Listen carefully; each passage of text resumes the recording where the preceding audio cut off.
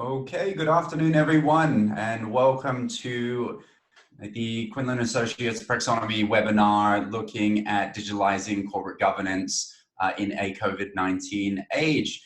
My name is Benjamin Quinlan. For those of you who have not met me in person, I am the CEO and managing partner of Quinlan and Associates. I also sit on the board of directors at the FinTech Association of Hong Kong. And essentially, we're a strategic consultancy that looks at a lot of issues, in particular pertaining to financial services. And obviously, right now, with what's been going on against the backdrop of COVID-19, you see basically the world has changed. We're all moving our workflow online. A lot of you, I imagine, are working from home. And that's not only changing the way we operate day to day, but it's also changing the way that corporate governance and boards of directors in particular go about their responsibilities. So we thought it was obviously a very opportune time to look at this topic, in particular how corporate governance can be digitalized. And in today's webinar, we are going to focus a bit on the applications of what we call board portal solutions. For those who haven't heard of them, we'll give you an education process throughout that. I'm just going to do a quick screen share so we have the presentation ready to go. And then we can walk through a bit of today's agenda, and then I can also introduce Jay Shaw, who's our guest speaker today. So looking at what we're going to cover today, effectively we'll start off by looking at some of the global regulatory developments around corporate governance in particular, what some of the trends are, in particular looking at the growth of actual board members around the world and what kind of factors are driving their responsibilities and accountability towards the organizations that they represent. Then we'll look at the whole idea of how digitalization is coming into board operations. And in particular, we're going to drill down on this aspect of board portal solutions. And then obviously, we'll wrap this up with this view on what the implications are for the digital enablement of corporate boards. So the presentation today, it could be anywhere between 35 to 45 minutes. We're going to leave some time for Q&A at the end. Obviously, if you have questions, please type them in the chat and then we can ask them as we go. Otherwise, we can leave the Q&A till the end.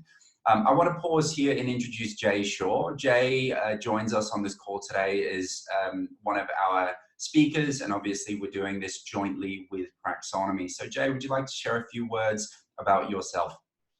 Sure, certainly. Thank you, Benjamin. First, I'd like to echo what Benjamin just said.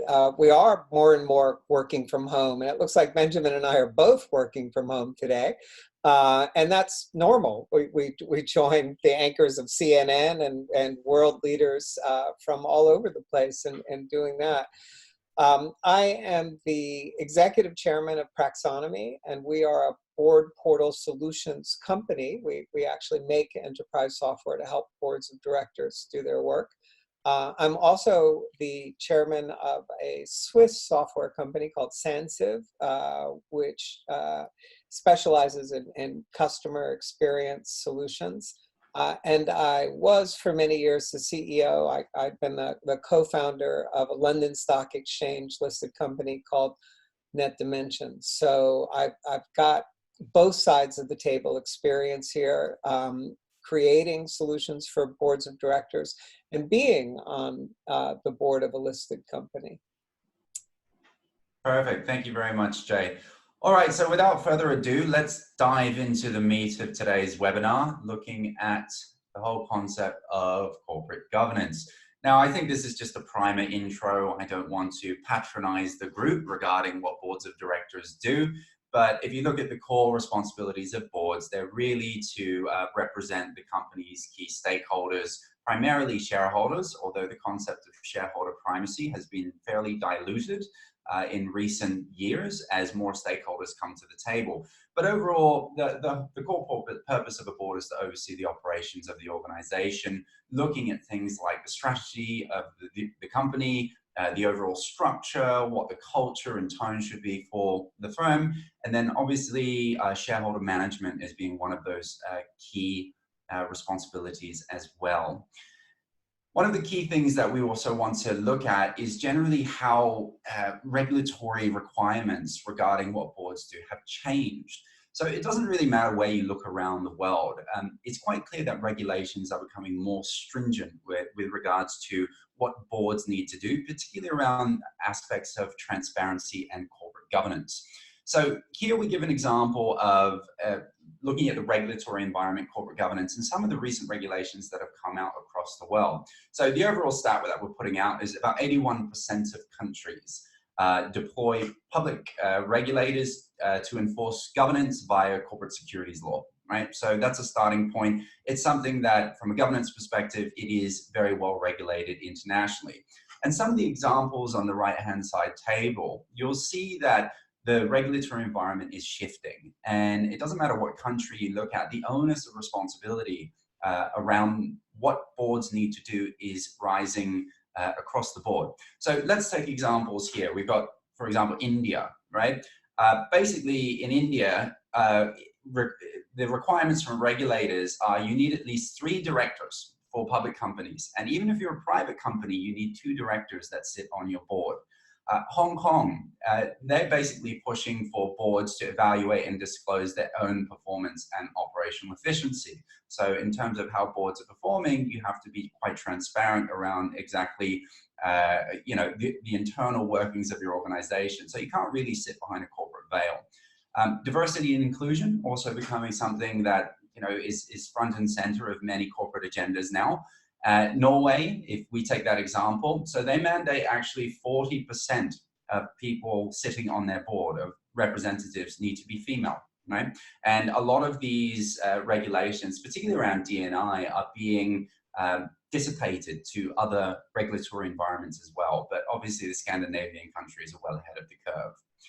Stakeholder primacy. So this is something I mentioned before regarding, the whole concept of shareholder primacy being the absolute golden law of many organizations for who you're ultimately responsible for. And I think, I would say over the past 5 years in particular, not even over the past decades, really recent years, where concepts of ESG and sustainability have come front and center. And I think as a result of that, they're starting to be integrated a lot more in the responsibilities that boards have. So, for example, Singapore, they require companies to disclose the integration of ESG factors into their overall processes. So this is anything around their environmental initiatives, social, and governance, right? So this ESG concept being this whole 3 pillars of sustainability. And then finally, an example we put out UK. Everyone knows what's happening with GDPR, but I think what you're basically seeing is the emphasis in a digital world on cybersecurity, data governance, and making sure that technology systems are robust. So these are just some examples. We can list out an exhaustive list, but overall, the message is corporate governance requirements and transparency are increasing across the board for boards around the world. Benjamin, if I could add one thing, Sure. I think there's a general trend behind and parallel to everything Benjamin just said, and that is some regulatory jurisdictions used to be very much rules-based, whereas others were very much outcome-focused. So the UK, for example, has historically been an outcome-focused financial regulatory jurisdiction, whereas the US has been very much here are the rules and you must follow them no matter what. And we're seeing more and more that countries are combining both. And they're saying, you know what, we are going to set some baseline rules and everybody must follow these fundamental requirements, but we're more interested in outcomes. We want to make sure that stakeholder interests are really catered for in a broad sense. We want to make sure that diversity means more than fill in the blank, that you actually are making the honest effort and getting the results we'd like to see. And that's not going to stop. Absolutely. I mean, a lot of these points I completely agree. Even when you look at compliance, regulation, any form of regulation around financial services, you're seeing the movement from a rule-based to a value-based behavior and people incorporating values and culture into organizational DNA. And I think boards are not exempt from this general trend. So absolutely concur with you, Jay. I think it's important to understand the context of how big the global board market is, right? So at Quinlan Associates, we had a view of, well, how many board members are there out there in the world? And what you can see on the table in the left is we looked at the end of 2018, and we broke the global landscape down into different kinds of companies. You obviously have your listed companies, your unlisted companies, and your NGOs. And within each of those categories, you can see further breakdowns between small, mid-cap, large cap to micro and nano cap for listed, unlisted again from large to micro, and then same with NGOs, large NGOs down to small NGOs of less than 10 people. And then based on that, we can actually work out how many entities there are out there on a global basis. And then you can see the next column is what proportion of these have a board. So it goes without question that every listed company will have a board. Every large NGO will also have a board. But obviously the smaller the company is, micro-sized companies, many of them, unless you're specifically required to, such as India, you don't need to have a technical board in place. And I mean, you can play around with the definition of what a board is as well.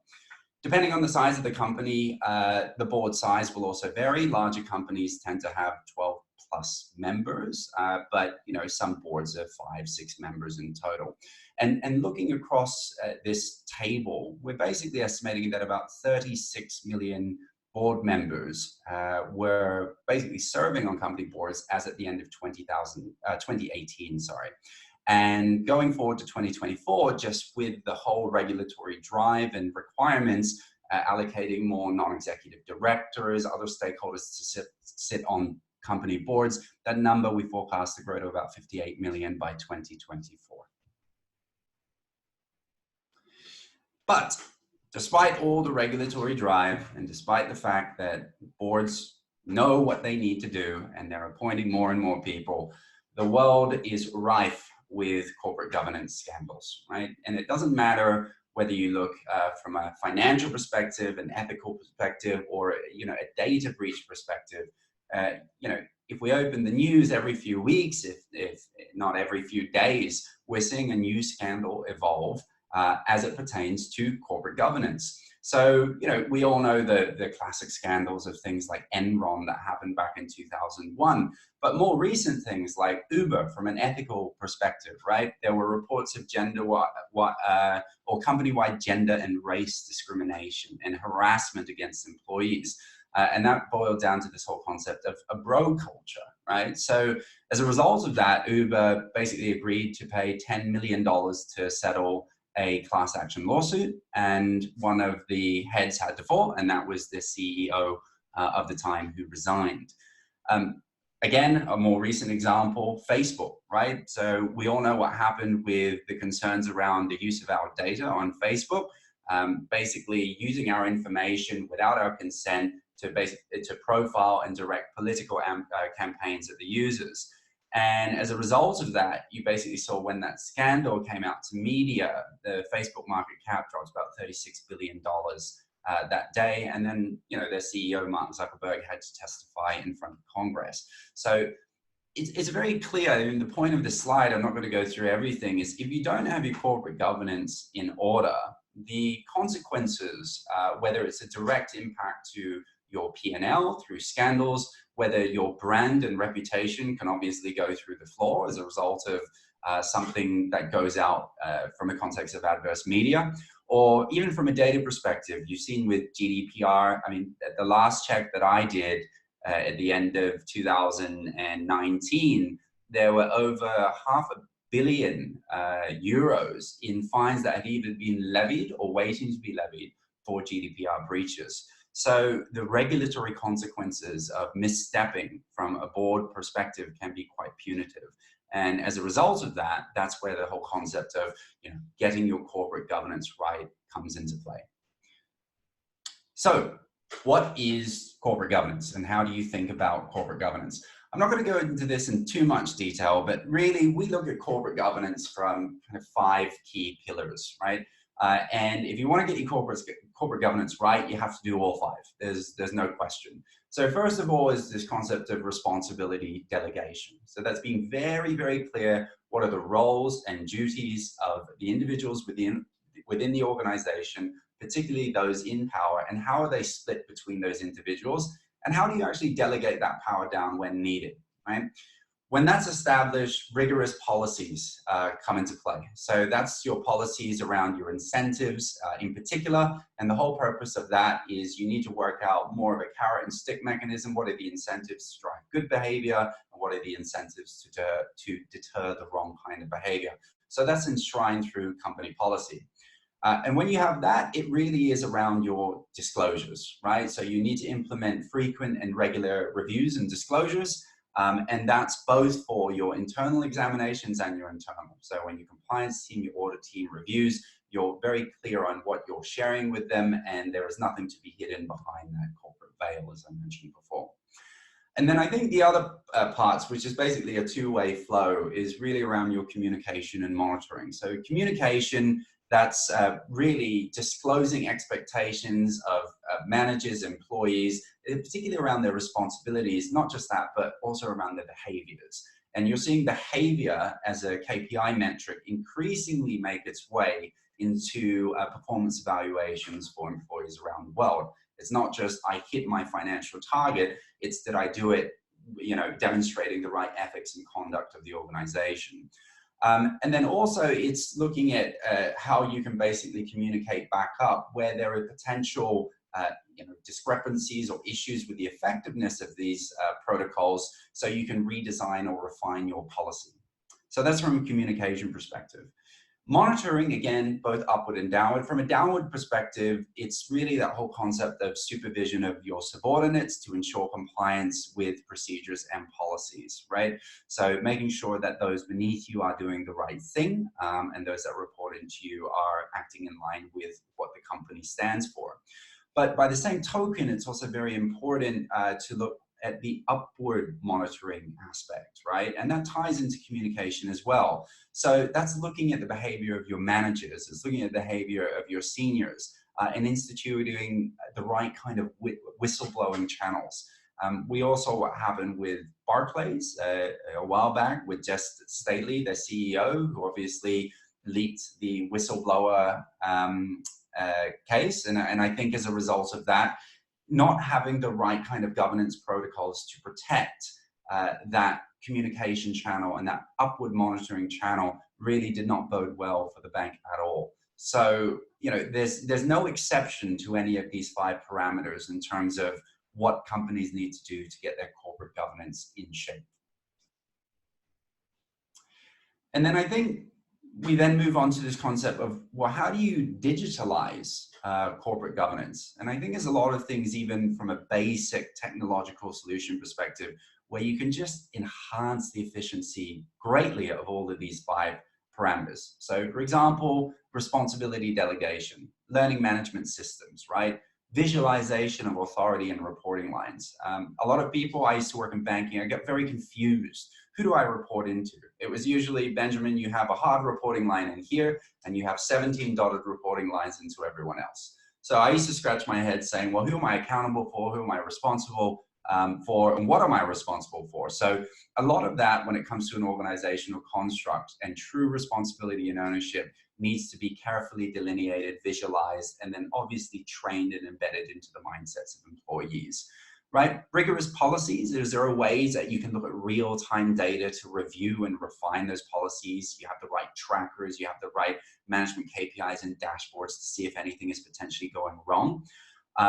Transparent disclosures, so that's looking at things like your data infrastructure overhaul. So can you get standardized data collection, real-time dashboards?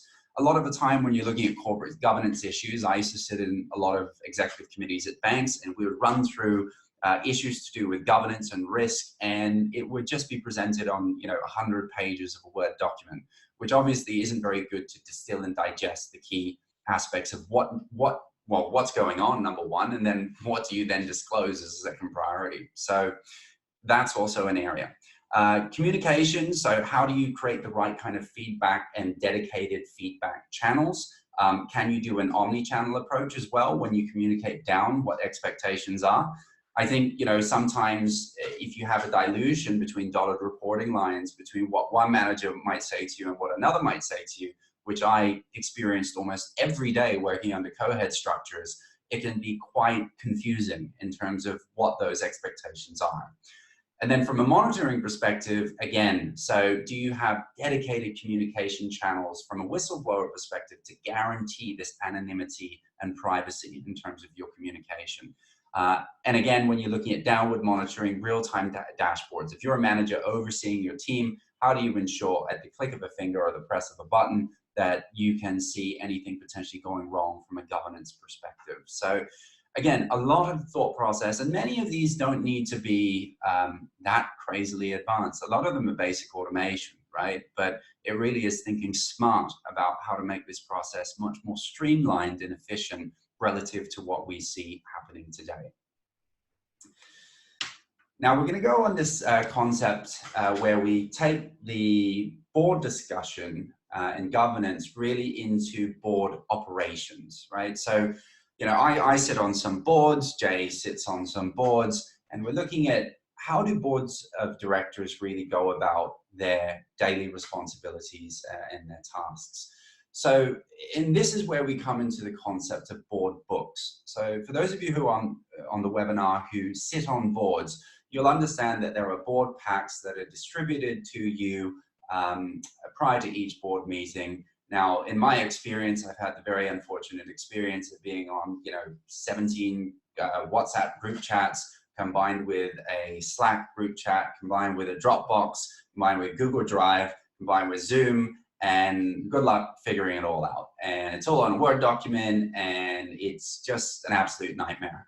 And obviously, as you've stepped up along the technological curve, the evolution of that process has changed. So we originally started with this whole idea of printed documents. It migrated to email channels, which fixed things like the instant delivery aspect, so you didn't have to physically deliver it.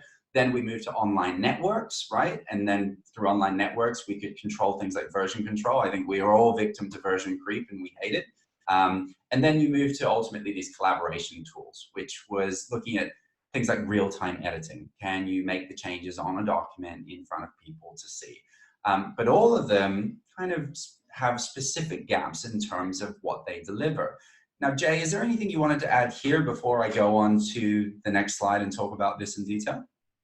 One of the things that's most surprising is just how many companies still print books and either ship them or send them through the mail. And different, I've seen different studies. It's the old show me a number, I'll show you a study adage. But all the studies are somewhere between 10 and 20% of listed companies around the world are still killing trees for board meetings. And that's surprising in this day and age. There is no single right answer, and some companies are stuck at one of these generation stages for years or decades. Some actually mix it up a little bit. They'll do mostly email with some local storage folders, or mostly collaboration tools with your 17 WhatsApp channels. But none of them are optimized for what boards need to do to get their work done in a practical sense, or what they need to do in order to follow best practices in terms of regulatory requirements, both rules-based and value-based. Yeah, no, I completely agree. And it's amazing. I mean, both Jay and I have obviously lived in Hong Kong for a very long time, how old school some companies are here. Everything with your physical company chart, paying with checks, like the manual processes involved in what companies do in Hong Kong is baffling sometimes. And it really, there's a cultural mindset challenge that you really have to overcome to make things truly digital. So, the solutions are there. It's just the adoption and inclination to use it a lot of the time isn't, or the awareness or habits are hard to break. But I think what's in particular very interesting about this evolution process is, we talk about, some of these solutions do work to some capacity for what boards need to do. There's no question about that. So they solve some of the problems like real-time updates, collaboration, and so on. The big problem is a lot of them are not customized to what boards actually need to do. In terms of specific roles and responsibilities in your meetings and I would call it the next regulatory onus and obligation that boards have vis-a-vis a standard internal meeting, right? Because obviously the degree of sensitivity in what you're talking about is very different at a board meeting to what it would be as maybe an internal team meeting. So that's where you see on the left-hand side the brace called meeting management, right? And we break that down into pre-meeting, during meeting, post-meeting. So for those of you who sit on a board, you'll know that pre-meeting, you've got to organize the meeting. I want to kill myself when I have to cut and paste the same message and paste it back to the chat group with my preference on time, only to get to the end of it where no one agrees and we can't do anything. And then there are some solutions out there where you select your favorite option. Again, you're using different applications just to do one simple thing, is when to have the bloody meeting. So I find it just, there's a reason why I have my hairstyle, I'll just put it like that.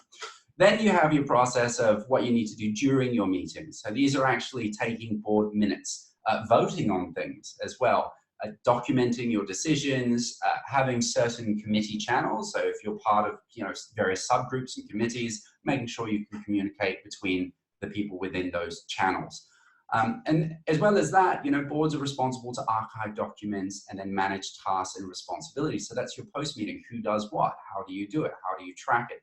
And overall, a lot of the solutions out there, the collaboration tools, don't really offer this in a customized way in regards to what boards actually need to do. And I think one of the glaring gaps as well is really around this, the organization structure of the documents and the security. As we've seen, Zoom had a very wonderful run with its share price. If any of you bought in November, December, congratulations to you. It's done very well. But notwithstanding that, now they're running into issues around their data privacy, security, encryption, you name it. Every single cyber issue that could face Zoom, they're currently running up against, which is ironic that we're doing this webinar on Zoom, but obviously there's nothing sensitive that we need to share here.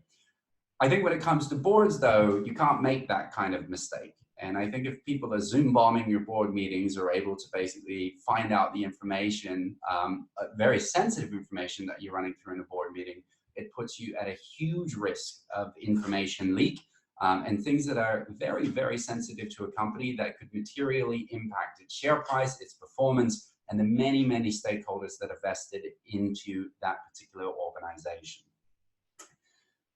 So actually, on Jay's point, the paper-based board packs, we actually did a quick study on this. It was quite interesting. And if we take that number, about 10, 15%, up to 20% of companies still operating off physical packs and documents, and we take the average costing of that, like 20 cents US to print a page, including the paper, the binder, the ink. Then you need to process it. So this is the labor cost for the actual company secretary in terms of the time that they spend doing that. And then for certain board members, you need to ship that. So domestic express shipping fee via courier, if you want to get that over. You wrap this up for that global board population, you're looking at about $5 billion spent annually on printing, processing, and shipping paper-based board packs. I think when you see that number, and it hits you to that degree, it's a ridiculous waste of money. So I think if you look at why are companies worldwide literally throwing that much money down the drain on more paper-based processes, it does call into question, why isn't everyone doing something digital right now? Jay, is there anything you wanted to add to this? Yeah, you can see actually. So aside from the costs and all of the time and effort wasted, there's also an environmental charge that happens with all of this paper-based communication. And some of it is obvious and can be easily measured. Some of it not so obvious, but it is a real cost, whether you can pull it out and put it in the 5 billion or not so easily. So that's an ESG issue. You need to be aware of the fact that to the extent that you're not solving the problem with your boards, your senior management committees, how you operate on that level, you're part of the problem. Yep, fully agree. 100% agree.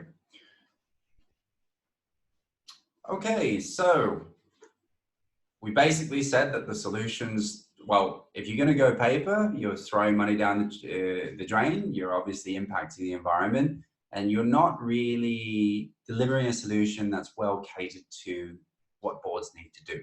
So as a result of this, I would say over the past 10 plus years, and they're relatively new technologies, you've seen the arrival of what we call board portals, right? And these are, if you saw the 4 generations, printed documents, collaboration tools, we call these generation 5 solutions, right? And the whole concept of board portals is they're focused on the things that really matter to a board of directors, right? It's all about the digital transformation drive. It's all about making sure boards are hyper efficient and productive. Again, the workflow solutions, the regulatory compliance, you know, they're subject to a much higher threshold than a standard internal meeting. And that ties into data security being of absolute importance. And on the right-hand side, we've listed some of the bigger players out there. I would call them, you know, we're starting with the number 1 player globally by revenues called Diligent. They basically look after 50% of the Fortune 1000.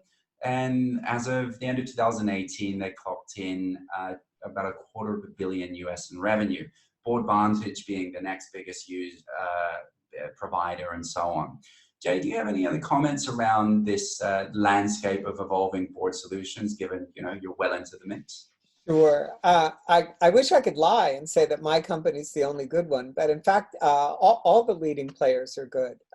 Every provider has different strengths and different weaknesses, and they come in at different price points, and they attempt to solve slightly different mixes of problems. But in fact, they're all worth taking a good look at, and they all represent qualitative and quantitative improvements over the Gen 1 through Gen 4 solutions. They're far better than what's come before.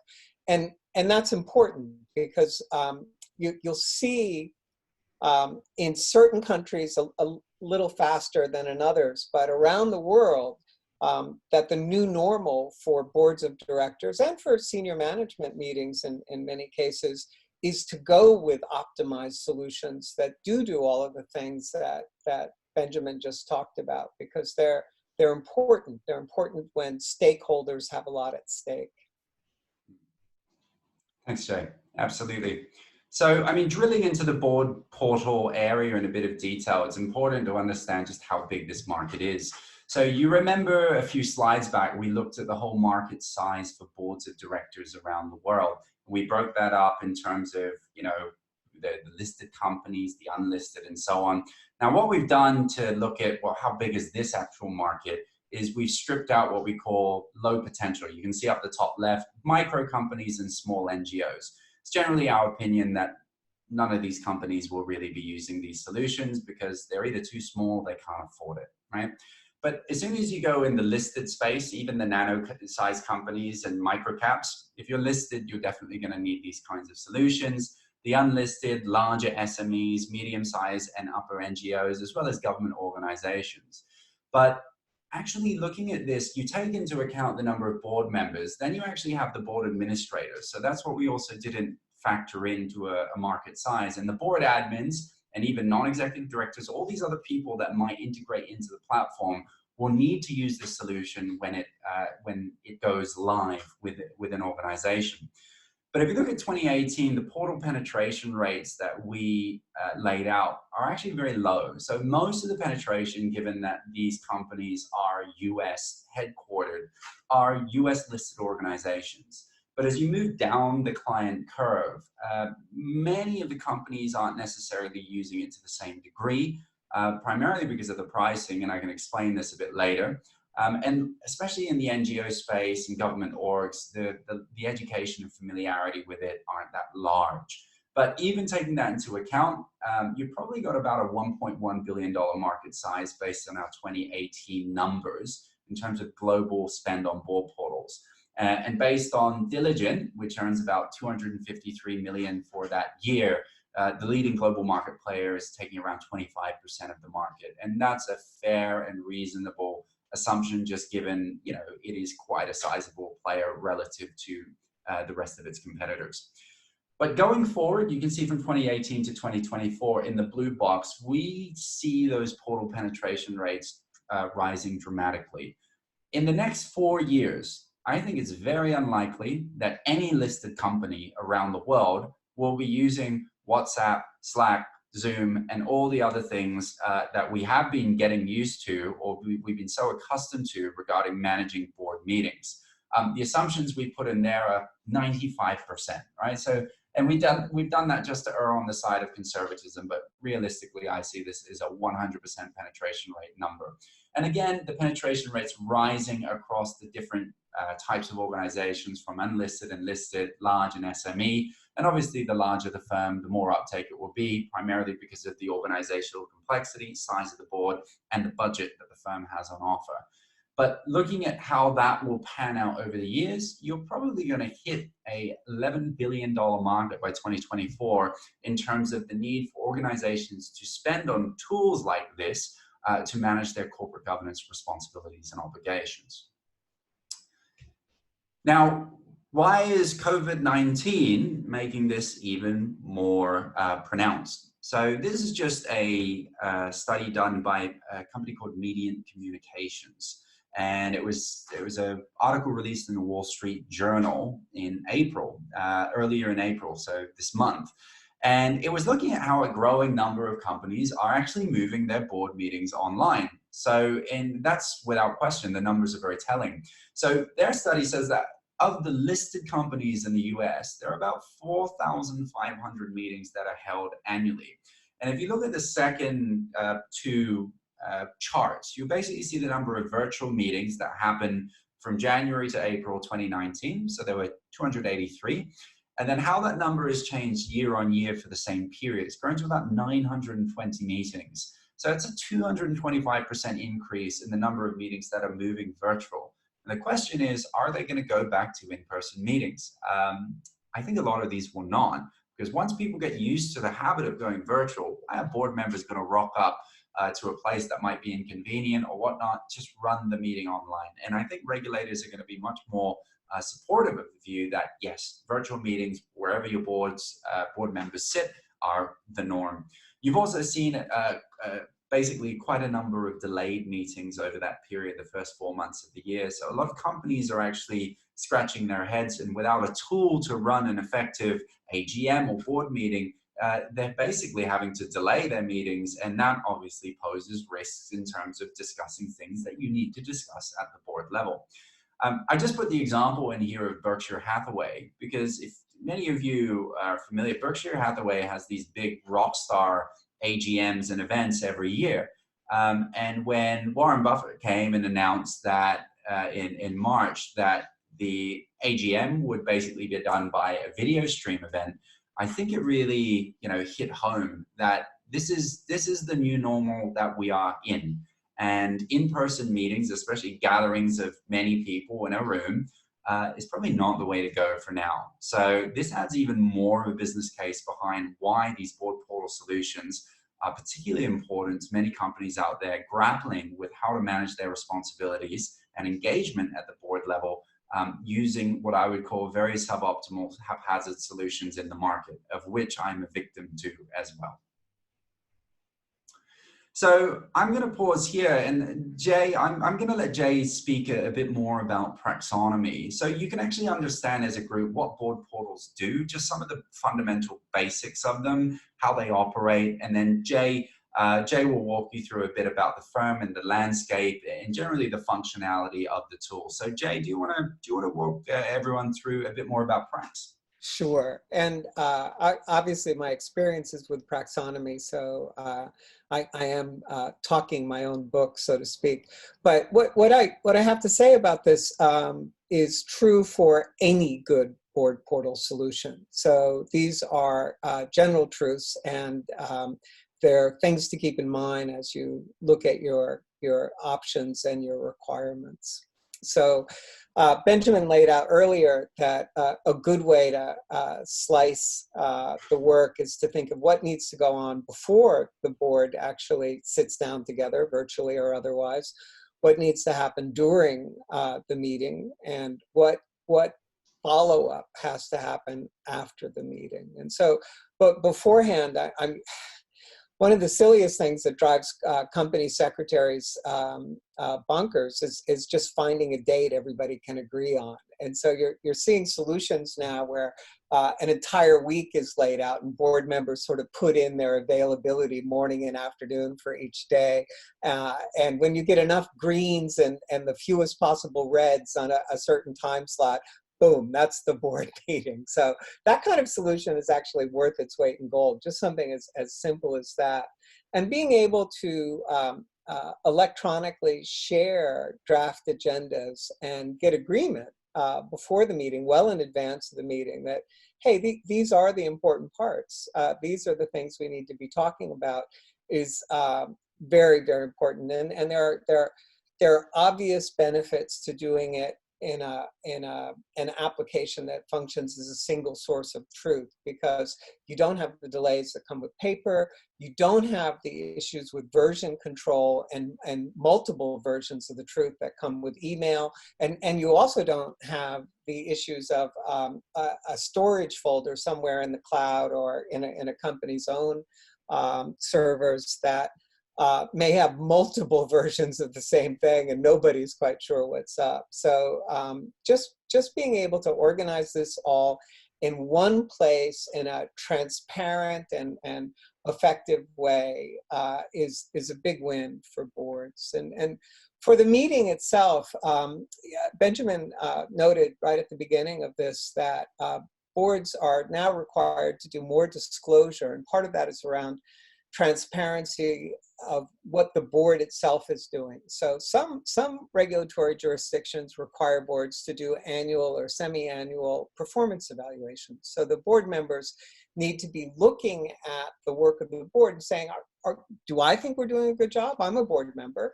Do I think the other board members, do I think I myself are doing what should be done? Are we functioning properly as a team? Are we paying attention to the proper things? And part of that is just figuring out what to look at. And something as simple as a report that tells you how many board meetings in the last 12 months, let's say, how many committee meetings, which ones, what were the attendance records for each one, who spoke, all of that basic information is actually very important when you're talking about engagement and being able to show a stock exchange or a regulator that in fact this board is doing more than ticking the box. They're actually showing up and doing their work. Minutes are a very, very interesting topic. If you talk to company secretaries, they would like to record every utterance of every board member during the entire meeting, simply because they think that is what minutes should be. But in fact, although that may be true for certain public and government agency meetings, it's not at all true for corporations. For companies, minutes should be about matters considered, decisions taken, and actions voted on. So the minutes have to be a distillation, not anything more than a summary of what the meeting discussions were, and getting those right and being able to circulate them amongst the board and quickly coming to agreement so that you can accept them at the next meeting. Very, very good thing. And again, having a single source of truth and not doing this via email is a big win. And the board packs themselves, if you can take all the various updates, reports, Excel spreadsheets, et cetera, and put and have that be the final record to be archived. That's really important. Benjamin noted that he thinks that we will go close to 100% usage of some kind of solution for listed company board work in the next 4 years. And I was thinking about that as he was saying it, and there are two real drivers for that. One is when your auditor comes to you at the end of the year and says, we want to sample check your board records. Can you give them to us?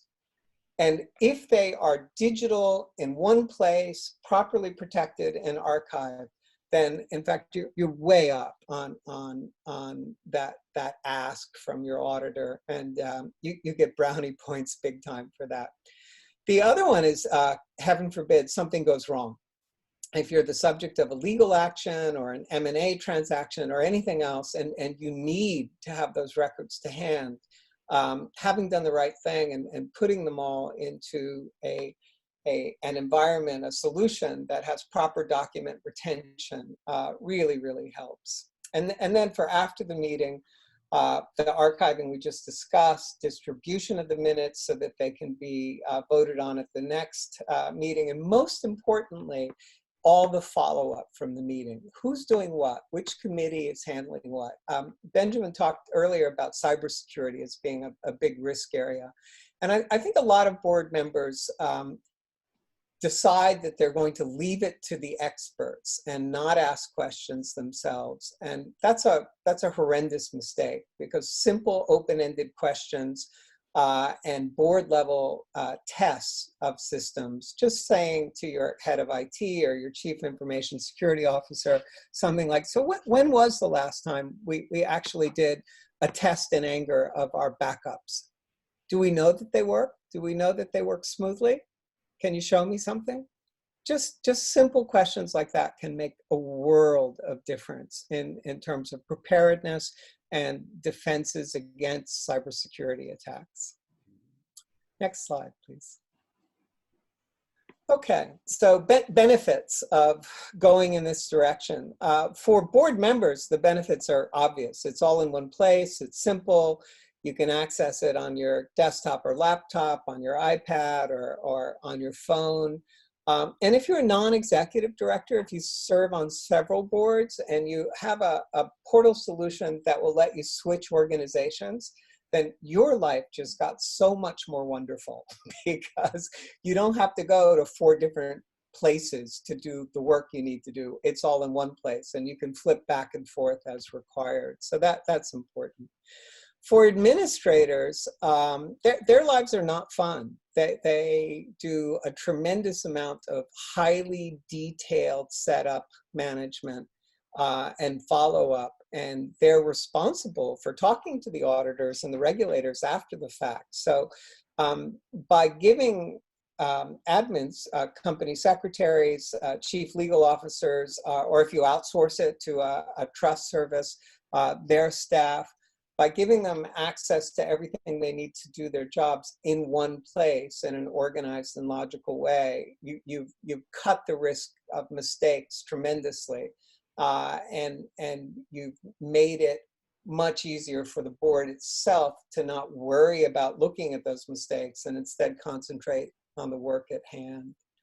In terms of collaboration, there has to be some kind of messaging. It doesn't have to be real time. It can be asymmetric, if you will, but board members need to be able to write and leave comments for each other. And ideally, they need to be able to mark up board pack documents and share those notes and highlights. So any good portal solution will allow for that.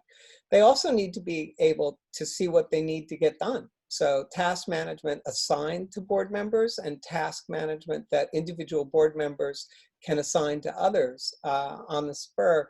Very, very important collaboration aids. And it's not true that technology will save us, but it is true that if we've decided to save ourselves, so to speak, technology can help us do it.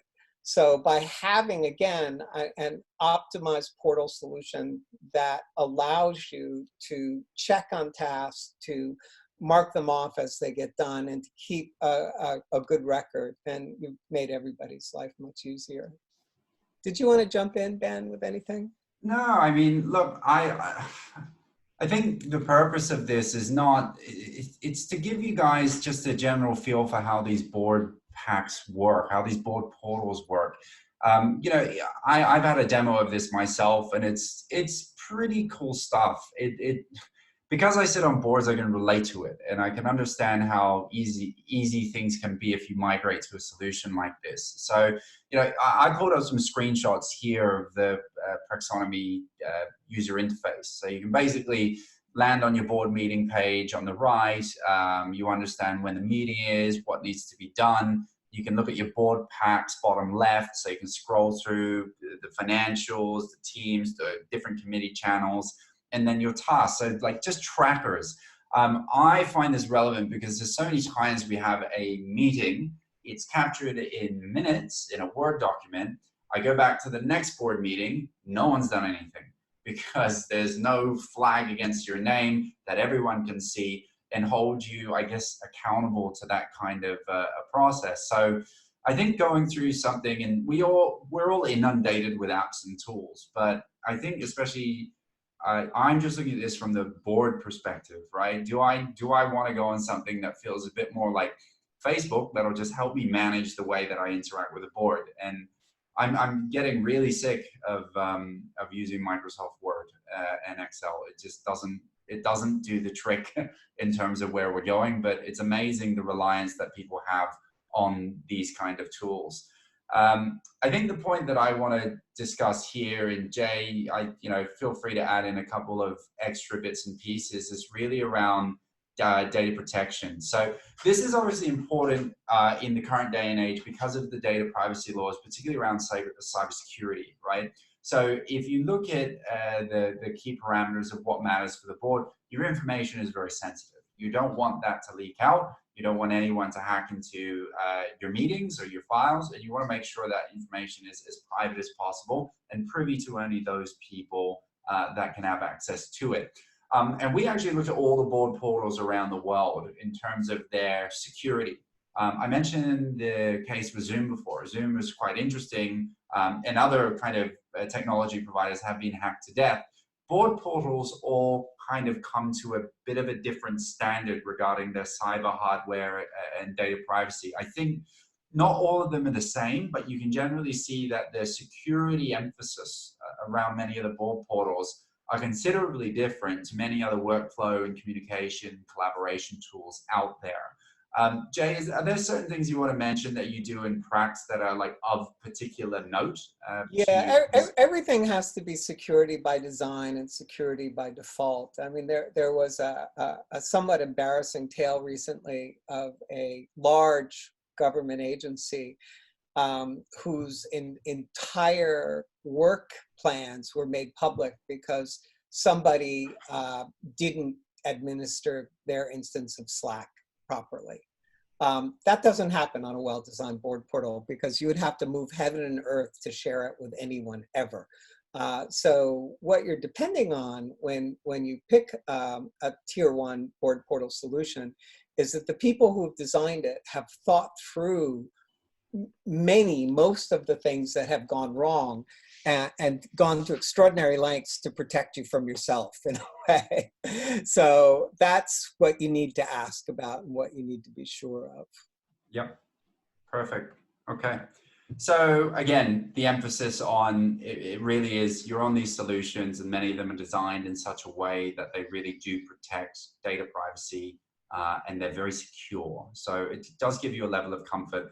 And, I've sit on boards before, and when we communicate and something kind of, it leaks out or something goes wrong, it just stresses the hell out of you as a team. So, there's a lot of damage control when yeah. something goes wrong on an email or whatever, and yeah, there's problems associated with that. But before we get to this next slide, and I'm conscious of the fact that we're running out of time, but I do want to add one thing that might be of interest to people on this, and that is hospitals have a concept of avoidable suffering. So the idea is that if you go into a hospital for an operation, you're going to be in pain after the operation. That's not avoidable. But if you have to walk 2 blocks to the pharmacy to get your meds before you go to a parking lot 3 blocks away to get into your car, then maybe the hospital could have done something about that suffering. So what you're trying to do with a good board portal solution is eliminate as much avoidable suffering as possible. And that's particularly true in the realm of cybersecurity. Yeah, no, good point. Okay, so some of you might be wondering generally, how the board portals are priced. So we looked at a couple of the big ones here. Obviously, we've got Praxonomy in there as well. If you look at the big 4 players in the market, I'd say the largest ones, generally about $1,000 a year US per board member. And then Diligent, Boardvantage have one-time setup fees as well. starting prices, you know, for a typical small board of 6, 7 people can be 12, you know, $10,000 plus US. I think a lot of these solutions have a lot of, you call it bells and whistles. They're kind of all singing or dancing. So there's a lot of things that go into them. I've gone through some of these solutions, and they're interesting. And if you're really tech savvy, then fine, it's great. But I think people underestimate just how much time people have on their hands, how much effort you want to put into understanding a solution in an app.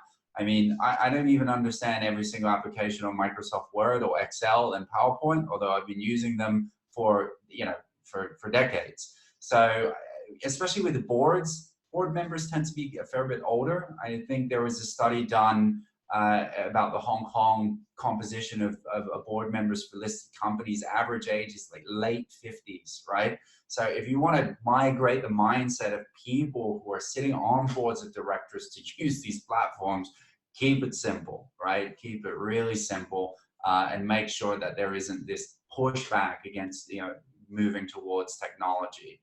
But overall, I mean, this is why we, you know, we got Jay on the call as well. Praxonomy, I think it was quite interesting in terms of where their position. It's more of seems to be more of an affordable, larger market price scale. If you look at diligence and everything, I don't know if any of you sit on SMEs, but I can pretty much assure you, you're not going to be paying 10,000 US to use a board portal if you're in a small company, right? But I think, you know, as you move down that client curve and you look at generally the masses of companies that have the same regulatory obligations as the large listed ones, it seems to be an open space in terms of where that market growth is going to develop and what kind of solutions can go in there. So we see that as a space that will be more competed in future with people that want to really tap into, I would call it the middle, lower end of the client curve, of which there are many millions of companies. So look, the overall emphasis of this is, you know, we've gone through and spoken about the concept of governance, the digital processes around it, and obviously we've drilled down this webinar to board operations, right? For those of you sitting on boards, how do you conduct the meetings? How do you operate? And it's not a trivial matter of, okay, this is a nice to have, this is great.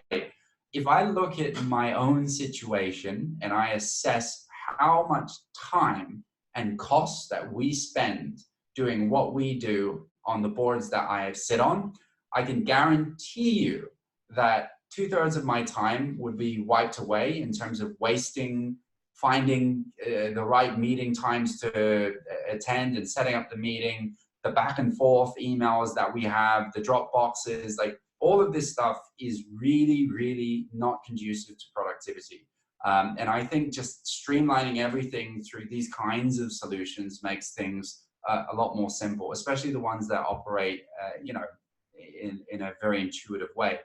Operating costs, it's not just the production and distribution of paper-based board packs. Even for those of you doing things digitally, I look at the board administrators that we have, or I look at people that sit on boards that I'm on, of, let's say, industry groups.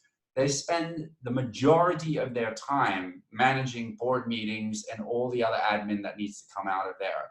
And if I look at the cost that applies to their salary and how they can reallocate it to value-add tasks, it's a bit of a no-brainer. So, and I don't undersell or I don't underquote just how much time they are spending on menial non-value-add tasks associated with just getting board meetings in place and making sure everyone's on top of what they need to do. And then finally is really fines and penalties, right? I mean, I can put a finger in the air around this.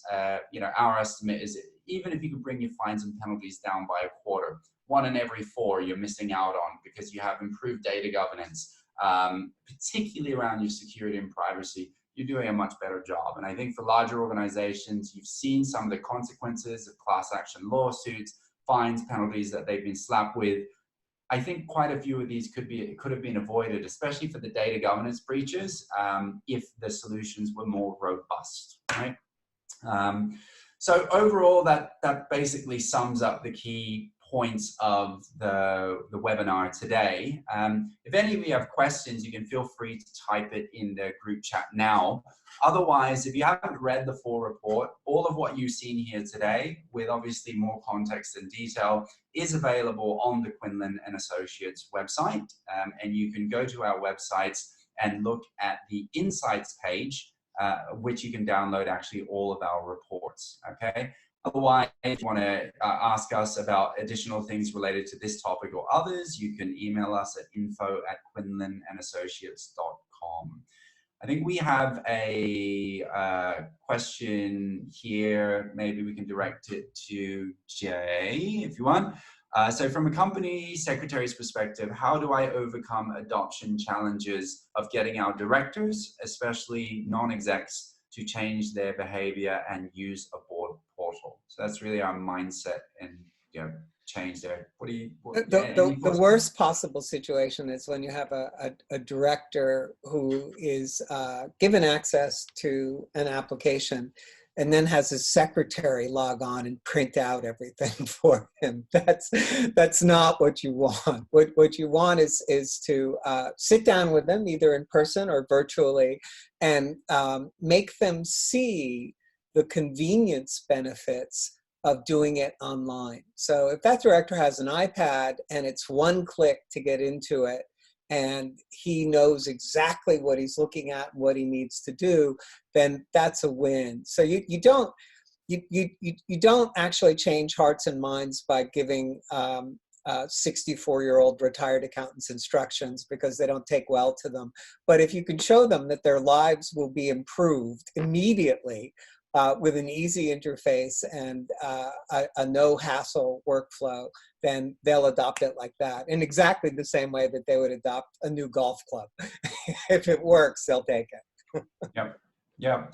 I agree with that. I mean, look, when it comes to anything around changing behavior, culture, mindset is not an easy thing to change. It's a multi-pronged approach. Tone from the top is how you change organizational culture. It has to start from there. If the tone is wrong at the top, then the culture of a firm can't change. And if the tone at the top is the problem, particularly around the board secretary, the board members who need to own this particular responsibility, then you have to work out.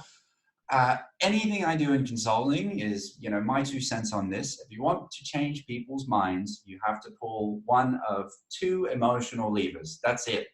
You either minimize their pain or you maximize their pleasure.